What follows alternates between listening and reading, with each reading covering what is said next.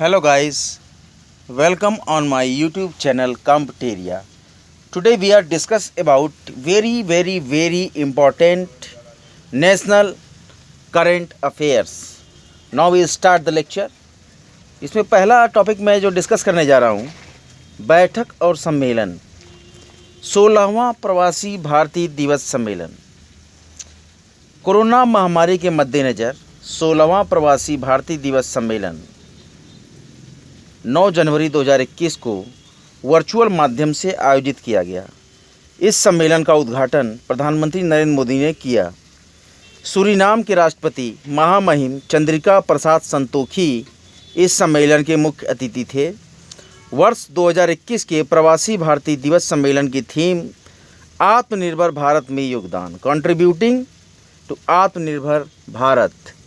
इसके महत्वपूर्ण बिंदुओं में युवा मामले एवं खेल मंत्रालय के सहयोग से 8 जनवरी 2021 को भारत के युवा अचीवर्स एवं डायस्पोरा यंग अचीवर्स को अलग अलग क्षेत्रों से एक साथ लाना नामक थीम पर युवा प्रवासी भारतीय दिवस सम्मेलन आयोजित किया गया। तो गाइस, थीम क्या है? भारत के युवा अचीवर्स एवं डायस्पोरा यंग अचीवर्स को अलग अलग क्षेत्रों से एक साथ लाना।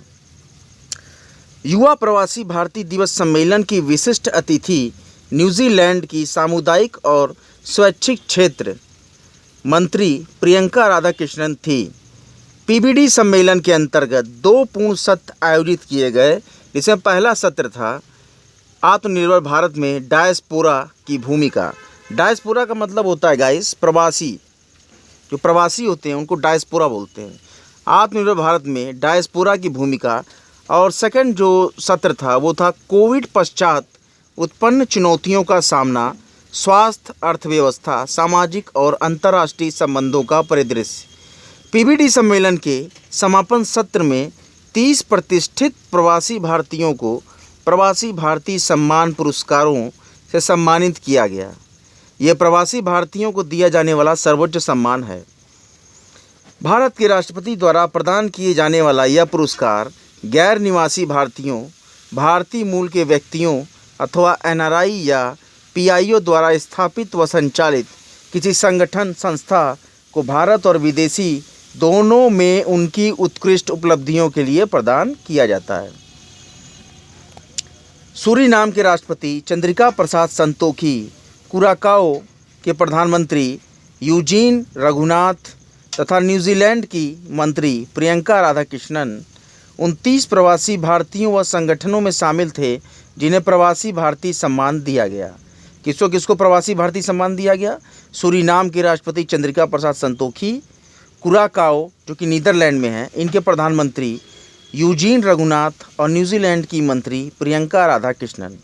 पुरस्कार प्राप्त करने वालों में US India strategic partnership forum के अध्यक्ष और सीईओ मुकेश अघी भी शामिल थे। पुरस्कार प्राप्तकर्ताओं में सामुदायिक सेवा और सांस्कृतिक संबंधों को बढ़ावा देने वाले 4 संगठनों को भी शामिल किया गया।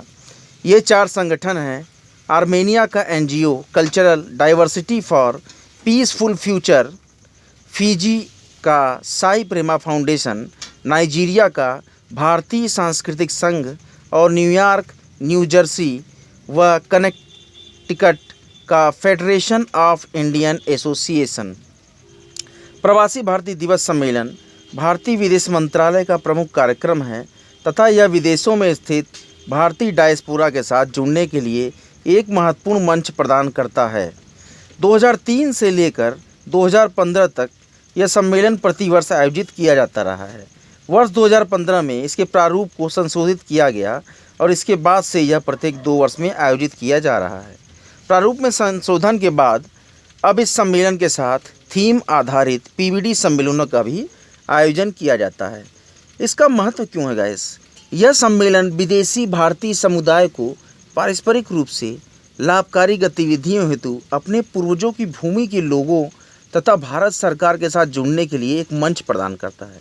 प्रवासी भारतीय सम्मेलन विश्व के विभिन्न हिस्सों में रहने वाले प्रवासी भारतीय समुदाय के बीच नेटवर्किंग में भी बहुत उपयोगी होता है और उन्हें विभिन्न क्षेत्रों में अपने अनुभव साझा करने में भी सक्षम बनाता है। प्रवासी भारतीय दिवस ये आप जानते होंगे कि प्रतिवर्ष 9 जनवरी को प्रवासी भारतीय दिवस मनाया जाता है। इस अवसर के लिए 9 जनवरी का दिन इसलिए चुना गया है क्योंकि सन 1915 में इसी दिन महात्मा गांधी साउथ अफ्रीका से भारत लौटे थे।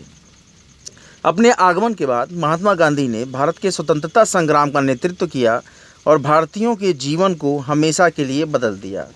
नाउ गाइस, बहुत ही इम्पोर्टेंट समिति है जिसका कि गठन किया गया है।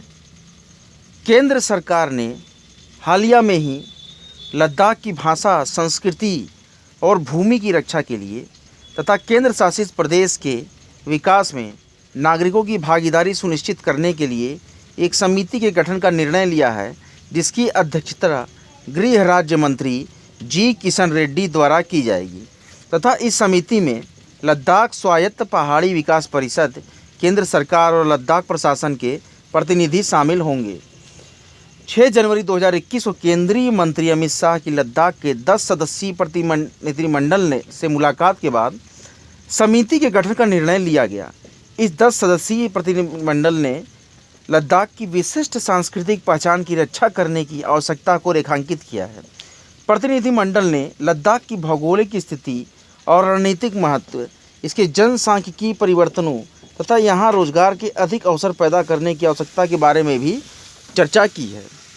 सितंबर 2019 में राष्ट्रीय अनुसूचित जनजाति आयोग द्वारा लद्दाख को 6ठी अनुसूची के तहत शामिल करने की सिफारिश की गई थी। सितंबर 2019 में राष्ट्रीय अनुसूचित जनजाति आयोग द्वारा लद्दाख को 6ठी अनुसूची के तहत शामिल करने की सिफारिश की गई थी। अनुसूचित जनजाति आयोग ने इस तथ्य पर ध्यान केंद्रित किया था नवनिर्मित केंद्र शासित प्रदेश लद्दाख मुख्य रूप से एक आदिवासी क्षेत्र है। 6ठी अनुसूची में सीमावर्ती राज्यों जैसे कि असम, मेघालय, त्रिपुरा और मिजोरम में जनजातीय क्षेत्रों के प्रशासन के प्रावधान है। इसमें आदिवासियों के हितों की रक्षा हेतु कानून बनाने के लिए स्वायत्त जिलों और परिषदों के गठन के प्रावधान है। 6ठी अनुसूची से संबंधित प्रावधान वर्ष 1949 में संविधान सभा द्वारा पारित किया गया था। यह स्वायत्त जिला परिषदों, ऑटोनोमस डिस्ट्रिक्ट काउंसिल्स के गठन के माध्यम से आदिवासी आबादी के अधिकारों की रक्षा करने की बात करता है। स्वायत्त जिला परिषद एक जिले का प्रतिनिधित्व करने वाले निकाय हैं जिन्हें संविधान द्वारा राज्य विधायिका के अंतर्गत भिन्न भिन्न स्वायत्तता प्रदान की जाती है। अब जो गाइस बहुत ही इम्पोर्टेंट टॉपिक है कि विवाह एवं मातृत्व की उचित आयु क्या होनी चाहिए। महिलाओं के लिए विवाह एवं मातृत्व की आयु के पुनर्निर्धारण हेतु गठित टास्क फोर्स ने प्रधानमंत्री कार्यालय और महिला व बाल विकास मंत्रालय को हाल ही में अपनी रिपोर्ट सौंपी है। इस समिति को मातृ मृत्यु दर MMR को कम करने, पोषण स्तर बेहतर करने तथा मातृत्व आयु जिसको कि एज ऑफ मदरहुड कहते हैं, ऐसे मुद्दों पर गौर करने का कार्य भी सौंपा गया था। प्रधानमंत्री नरेंद्र मोदी द्वारा वर्ष 2020 के अपने स्वतंत्रता दिवस के भाषण में महिलाओं के लिए विवाह की उचित उम्र तय करने हेतु गठित पैनल के बारे में इन्होंने उल्लेख किया था। उल्लेखनीय है कि वर्ष 2078 में तत्कालीन शारदा अधिनियम 1929 में संशोधन करके लड़कियों के विवाह की आयु को 15 साल से बढ़ाकर 18 साल कर दिया गया था। जैसे जैसे भारत ने प्रगति की, लड़कियों के लिए उच्च शिक्षा प्राप्त करने और कैरियर बनाने के अवसर भी खुलने लगे। MMR को कम करने के साथ साथ पोषण स्तर बेहतर करना भी नितांत आवश्यक है। इन सभी बातों को ध्यान में रखकर लड़कियों की मातृत्व की उम्र से जुड़े समस्त मुद्दे पर गौर करने की आवश्यकता है। विवाह के लिए पुरुषों और महिलाओं की उम्र के अलग अलग कानूनी मानक काफ़ी समय से बहस का विषय रहे हैं, लेकिन ये कानूनी मानक हमारे पितृसत्तात्मक समाज में निहित परंपराओं एवं धार्मिक प्रथाओं का ही संहिताकरण है। विधि आयोग ने 31 अगस्त 2018 को परिवार कानून में सुधार पर अपने परामर्श पत्र में सुझाव दिया था कि पुरुष और महिला दोनों के लिए विवाह की न्यूनतम आयु 18 वर्ष होनी चाहिए। यदि वयस्कता के लिए एक सार्वभौमिक उम्र को मान्यता दी जा सकती है जो कि सभी नागरिकों को अपनी सरकार चुनने का अधिकार देता है, तो अपने जीवन साथी को चुनने के लिए भी एक सार्वभौमिक उम्र होनी चाहिए। इंस्टीट्यूट ऑफ एमिनेंस के ऑफ कैंपस केंद्र के बारे में हम चर्चा करेंगे।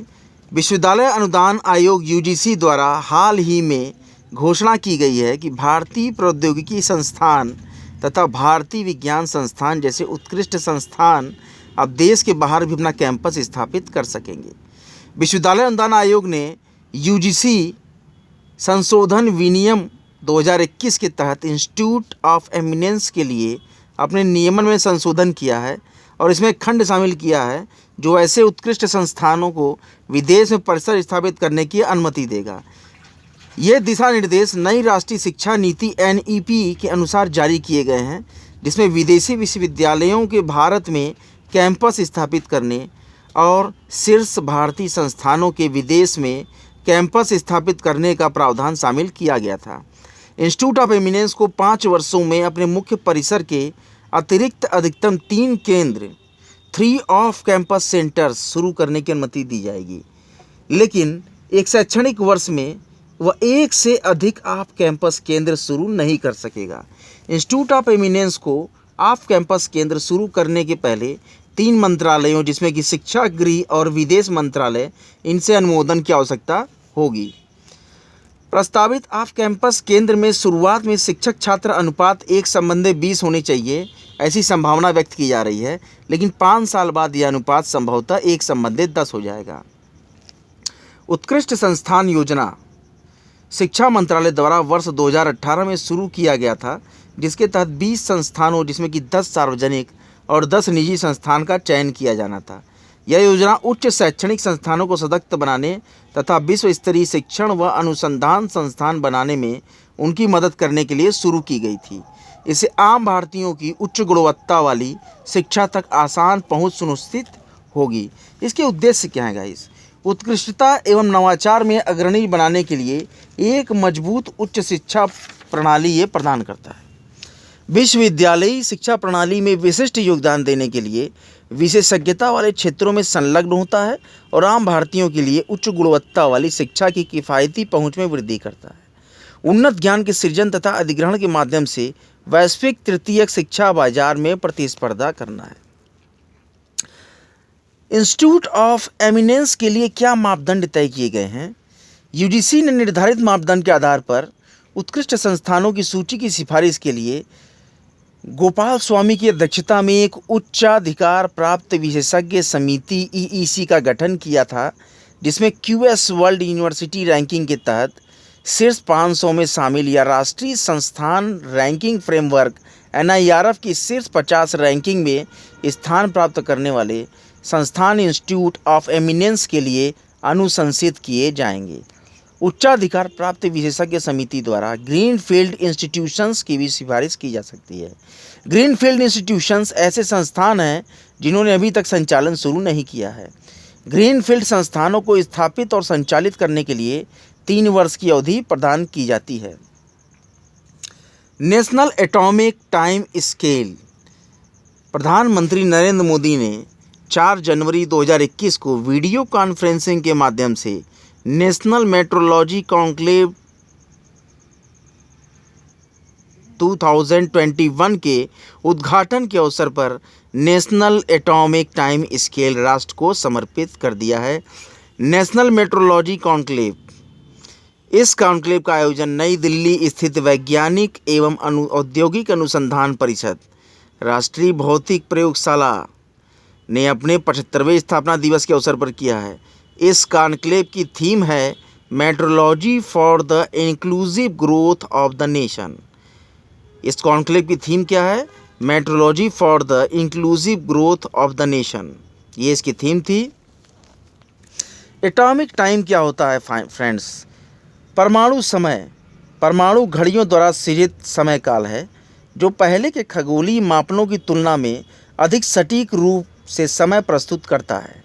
खगोलीय मापन से आशय पृथ्वी के घूर्णन और सूर्य के चारों ओर इसके परिक्रमण के मापन से है। अंतर्राष्ट्रीय परमाणु समय लगभग 270 प्रयोगशाला निर्मित परमाणु घड़ियों से मिलकर बनी एक प्रणाली पर आधारित है। इन परमाणु घड़ियों से प्राप्त सिग्नल पेरिस के निकट सेव्हरेस में स्थित वजन और माप के अंतर्राष्ट्रीय ब्यूरो को प्रेषित किए जाते हैं, जो इन सिग्नल्स का प्रयोग अंतर्राष्ट्रीय परमाणु समय को विकसित करने में करता है। अब गाइस, एक और बहुत ही इम्पोर्टेंट टॉपिक आपसे मैं डिस्कस करने जा रहा हूँ। 25 जनवरी 2021 को राष्ट्रीय मतदाता दिवस के अवसर पर भारतीय निर्वाचन आयोग ने इलेक्टोरल फ़ोटो पहचान पत्र का शुभारंभ किया है।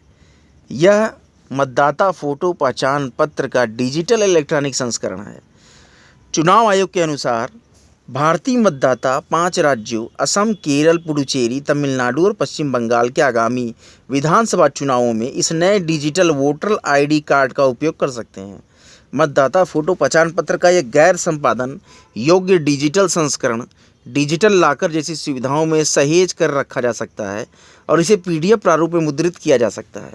भौतिक प्रारूप वाले पारंपरिक मतदाता कार्ड्स का उपयोग जारी रहेगा। वर्तमान में आधार कार्ड, पैन कार्ड और ड्राइविंग लाइसेंस आदि डिजिटल मोड में उपलब्ध हैं। इसके लाभ क्या होंगे गाइस? स्मार्टफोन पर मतदाता कार्ड की PDF फाइल रखना मतदाताओं के लिए आसान एवं उपयोगी हो जाएगा और ये मतदान से पूर्व मतदाता पर्ची बनाने की आवश्यकता को पूरा करेगा।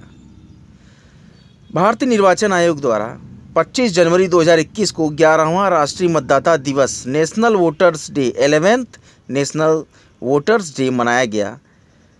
25 जनवरी 1950 को भारतीय निर्वाचन आयोग की स्थापना की गई थी और इस वर्ष के मतदाता दिवस की थीम है 25 जनवरी 2021 के मतदाता दिवस की थीम है मतदाताओं को सशक्त, सतर्क, सुरक्षित और जानकार बनाना। मतलब कि making out voters empowered, vigilant, safe and informed. देश के मतदाताओं को समर्पित इस मतदाता दिवस का उपयोग मतदाताओं के बीच जागरूकता फैलाने और चुनावी प्रक्रिया में जानकारी के साथ उनकी भागीदारी को बढ़ावा देने में किया जाता है। नाउ गाइस, बहुत इंपॉर्टेंट टॉपिक है कि केंद्रीय शिक्षा मंत्री रमेश पोखरियाल निशंक ने 28 जनवरी 2021 को कला उत्सव के समापन समारोह को संबोधित किया। कला उत्सव 2020 का ऑनलाइन शुभारंभ 10 जनवरी 2021 को एक डिजिटल प्लेटफॉर्म के माध्यम से किया गया। आखिर ये उत्सव है क्या? इसको क्यों मनाते हैं? कला उत्सव शिक्षा में कला के विकास को बढ़ावा देने के लिए शिक्षा मंत्रालय की एक पहल है। इस कार्यक्रम की शुरुआत राष्ट्रीय माध्यमिक शिक्षा अभियान द्वारा की गई थी। अब इसका स्कूली शिक्षा के लिए एक एकीकृत योजना समग्र शिक्षा के तहत अन्य योजनाओं के साथ विलय कर दिया गया है। कला उत्सव का उद्देश्य देश में माध्यमिक स्तर के स्कूली छात्रों की कलात्मक प्रतिभाओं को उभारना और दर्शाना है। कला उत्सव 2020 के बारे में हम चर्चा कर लेते हैं। 11 से 22 जनवरी 2021 के दौरान आयोजित कला उत्सव 2020 की प्रतियोगिताओं में 9 कलाओं को शामिल किया गया है, जिसमें कि शास्त्रीय गायन, पारंपरिक लोकगीत, शास्त्रीय वाद्य यंत्र, पारंपरिक लोक वाद्य यंत्र, शास्त्रीय नृत्य, लोक नृत्य, द्विआयामी दृश्यकला, त्रिआयामी दृश्यकला तथा स्थानीय खेल खिलौने।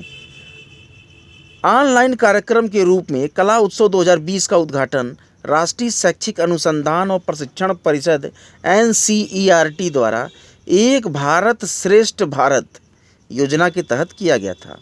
कला उत्सव 2020 में कुल 35 टीमों ने भाग लिया, जिसमें विभिन्न राज्यों, केंद्र शासित प्रदेशों, केंद्रीय विद्यालय संगठन और नवोदय विद्यालय समिति स्कूल के 576 छात्रों ने अपनी प्रतिभा का प्रदर्शन किया। इन प्रतिभागियों में 287 लड़कियों और 289 लड़कों ने कला उत्सव 2020 में भाग लिया, जिनमें 4 दिव्यांग प्रतिभागी भी शामिल थे। भारत नवाचार सूचकांक 2020, जो कि बहुत ही इम्पोर्टेंट टॉपिक है। नीति आयोग ने 20 जनवरी 2021 को भारत नवाचार सूचकांक 2020 इंडिया इनोवेशन इंडेक्स 2020 जारी किया। इस सूचकांक के प्रमुख राज्यों की श्रेणी में कर्नाटक ने शीर्ष स्थान प्राप्त किया, जबकि राज्यों की 3 श्रेणियों की समग्र रैंकिंग में दिल्ली पहले स्थान पर बना हुआ है।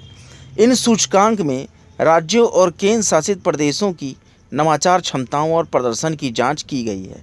भारत नवाचार सूचकांक का यह दूसरा संस्करण है। सूचकांक का पहला संस्करण अक्टूबर 2019 में जारी किया गया था। सूचकांक के इस दूसरे संस्करण में भी राज्यों और केंद्र शासित प्रदेशों के बीच उच्च स्तर की प्रतिस्पर्धा की स्थिति देखी गई, जो कि उन्हें सक्षम बनाने वाले कारकों में लगातार सुधार के साथ साथ नवाचार प्रदर्शन के लिए भी आवश्यक है। बड़े राज्यों की श्रेणी में कर्नाटक ने शीर्ष स्थान प्राप्त किया, जबकि महाराष्ट्र दूसरे और तमिलनाडु तीसरे स्थान पर रहा। तेलंगाना, केरल, हरियाणा, आंध्र, गुजरात, उत्तर प्रदेश और पंजाब क्रमशः शीर्ष 10 में अपनी जगह बनाने में कामयाब रहे। कर्नाटक ने यह उपलब्धि व्यापक पैमाने पर किए गए उद्यम पूंजी सौदों, जिसको कि वेंचर कैपिटल डील्स बोलते हैं, पंजीकृत भौगोलिक संकेतकों और सूचना व संचार प्रौद्योगिकी के निर्यात में बढ़ोतरी के कारण प्राप्त की। कर्नाटक के उच्च विदेशी प्रत्यक्ष निवेश, जिसको कि एफडीआई बोलते हैं, ने भी राज्य की नवाचार क्षमताओं को बढ़ाने में योगदान दिया। केंद्र शासित एवं नगर राज्य की श्रेणी में दिल्ली ने प्रथम स्थान प्राप्त किया, जबकि चंडीगढ़ ने 2019 के बाद एक बड़ी छलांग लगाई है और इस वर्ष दूसरे स्थान पर आ गया है।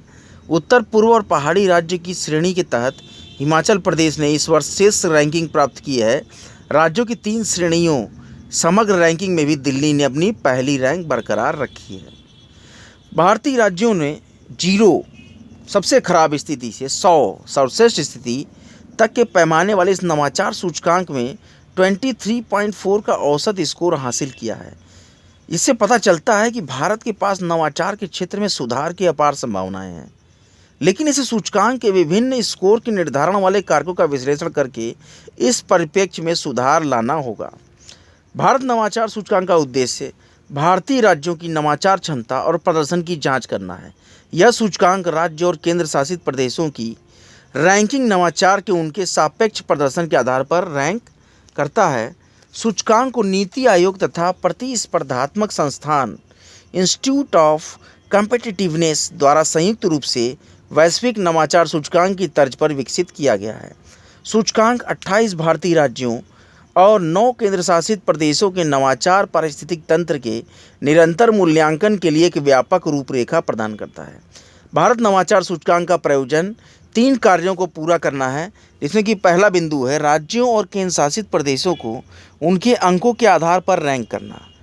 दूसरी बिंदु है अवसरों और चुनौतियों को पहचानना और तीसरा बिंदु है नवाचारों को बढ़ावा देने के लिए सरकारी नीतियों को तैयार करने में सहायता करना।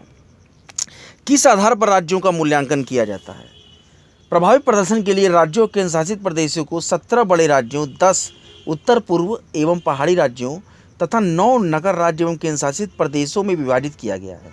इस सूचकांक में राज्यों और केंद्र शासित प्रदेशों की रैंकिंग 2 व्यापक श्रेणियों के आधार पर की गई है, जिसमें कि पहली सक्षम बनाने वाले राज्य कारक और दूसरा प्रदर्शन इनेबलर कारक है, जो राज्यों और केंद्र शासित प्रदेशों में नवाचार को संचालित करते हैं, जबकि प्रदर्शन वो पैमाना है जो राज्यों की नवाचार प्रतिस्पर्धा के वास्तविक परिणामों को मापता है। नवाचार इनपुट को 5 समर्थक मापदंडों के माध्यम से मापा गया है, जिसमें human capital, investment, knowledge workers, business environment, safety and legal environment, ये 5 प्रमुख हैं। वहीं और आउटपुट के 2 प्रदर्शन मापदंडों के आधार पर मापा गया है, जिसमें नॉलेज आउटपुट और नॉलेज डिफ्यूजन। अच्छा गाइज, ये इस सूचकांक का महत्व क्या होगा, क्या महत्ता है इसकी? नवाचार इकोसिस्टम में विभिन्न हितधारकों के बीच तालमेल बनाएगा, जिससे भारत प्रतिस्पर्धी सुशासन में स्थानांतरित होते में सक्षम होगा। प्रतिस्पर्धी सुशासन में स्थानांतरित होने में सक्षम होगा। ये सूचकांक भारत को विश्व के नवाचार अग्रणी देश बनाने की दिशा में सही कदम में जाएगा। भारत नवाचार सूचकांक राज्यों के नवाचार परिणामों को मापने और राष्ट्रीय और राज्य तंत्र के इष्टतम उपयोग को सुविधाजनक बनाने की दिशा में एक बहुत ही महत्वपूर्ण कदम है, जिससे कि आत्मनिर्भर भारत के लक्ष्य को हासिल किया जा सकेगा। ये सूचकांक राज्यों के लिए अपने नवाचार प्रदर्शन की पहचान करने और अपनी अद्वितीय शक्तियों का लाभ उठाने के लिए आवश्यक नीतिगत हस्तक्षेप शुरू करने की दृष्टि से महत्वपूर्ण होगा। आगे क्या होगा, इसका भविष्य क्या है? जब वैश्विक अर्थव्यवस्था अभी भी महामारी से उबरने का प्रयास कर रही है, तो नवोन्मेष किसी भी विकासशील अर्थव्यवस्था को विकसित श्रेणी की ओर स्थानांतरित करने की ताकत रखता है। भारत में एक ऐसा राष्ट्र होने की क्षमता और संभावनाएं हैं जो नवाचार के बल पर अपनी आर्थिक पहचान को बदल सकता है। केंद्र सरकार ने विज्ञान प्रौद्योगिकी और नवाचार नीति STIP 2020 को तैयार करने के लिए विभिन्न हितधारकों के साथ परामर्श किया है। ये नवाचार पर विकेंद्रित तरीकों से ध्यान केंद्रित करने के लिए एक महत्वपूर्ण कदम है, जिसमें नीतियां समावेशी हों और लाभ ऊर्ध्वगामी दृष्टिकोण का पालन करते हो, बॉटम अप अप्रोच का पालन करता होता है। STIP जैसे नीति प्रत्येक राज्य की शक्तियों का सफल लाभ उठाने का अवसर सुनिश्चित करती है और इस प्रकार से राज्य अपने सक्षम बनाने वाले कारकों को प्रदर्शन में परिवर्तित कर सकते हैं। इसके अलावा भी सहकारी संघवाद के दायरे में एक दूसरे से सीखकर आगे बढ़ने की प्रवृत्ति को प्रोत्साहित करने के लिए राज्य के भीतर देखी जाने वाली सर्वोत्तम प्रथाओं या कार्य प्रणालियों को प्रलेखित और प्रसारित किया जाना चाहिए। तो गाइस, आज हम अपने लेक्चर को यहीं पे विराम देते हैं। तो मेरे चैनल का नाम है कॉम्टेरिया। प्लीज़ मेरे चैनल को लाइक करें, सब्सक्राइब करें और बेल आइकन को ज़रूर प्रेस करें। और गाइस, मेरी आज की ये वीडियो आपको कैसी लगी कमेंट बॉक्स में ज़रूर से कमेंट करें। जय हिंद।